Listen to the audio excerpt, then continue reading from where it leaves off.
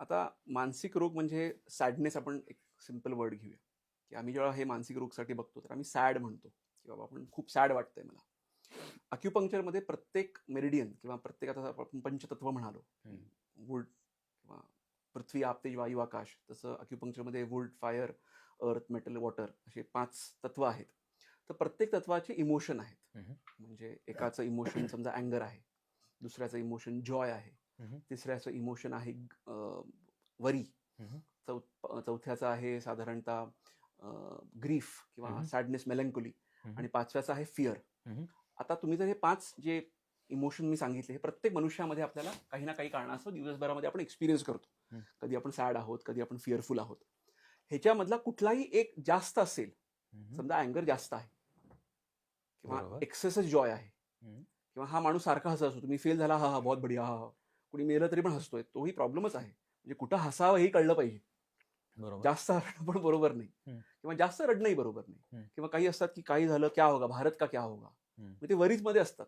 म्हणजे काही लोक किती झाले तरी वरीमध्ये आहेत, काही लोक ग्रीफ मध्ये असतात. म्हणजे आता आपण आपले पिक्चर आधी ग्रीफ मध्ये येते, हमारा आशिक ऐसा हो गया वैसा हो गया. आपले रडगाणं जे आहे, आपण म्हणतो की बाबा हा सारखा रडतोच आहे, हा ग्रीफ आहे. लास्ट इज फिअर, खूप fear.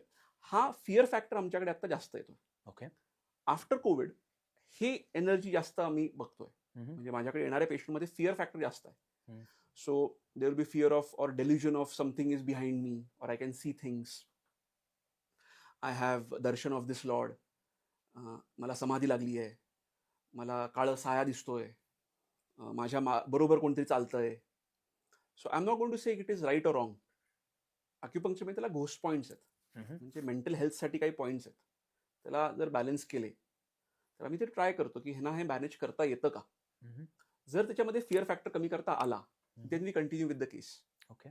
If not, then I request them to meet a psychiatrist okay. Or psychologist. Most of the people come from psychiatric treatment to us, की आमची ट्रीटमेंट चालू आहे, आम्ही सिझोफ्रेनिक आहोत, बायपोलर आहोत, आम्हाला ह्याच्याबरोबर काही करता येईल का. तर माझ्याकडे आता रिसेंटली बायपोलर आहे, ज्याच्यामध्ये त्या मॅडमचे जे जे काही इश्यूज आहेत त्याला आम्ही खूप प्रकारामध्ये कमी करू शकलेलो आहे. म्हणजे खूप पॅरामीटर्समध्ये फरक दिसला आहे, आणि त्या आता पुन्हा नामस्मरणामध्ये लागलेले आहेत. त्यांची गोळ्याचे डोसेज कमी केलेले आहेत डॉक्टरनी. So we don't do that. So I request the doctor की तुम्ही हे बघा, अनालाइज करा. If you feel, you can go ahead with it.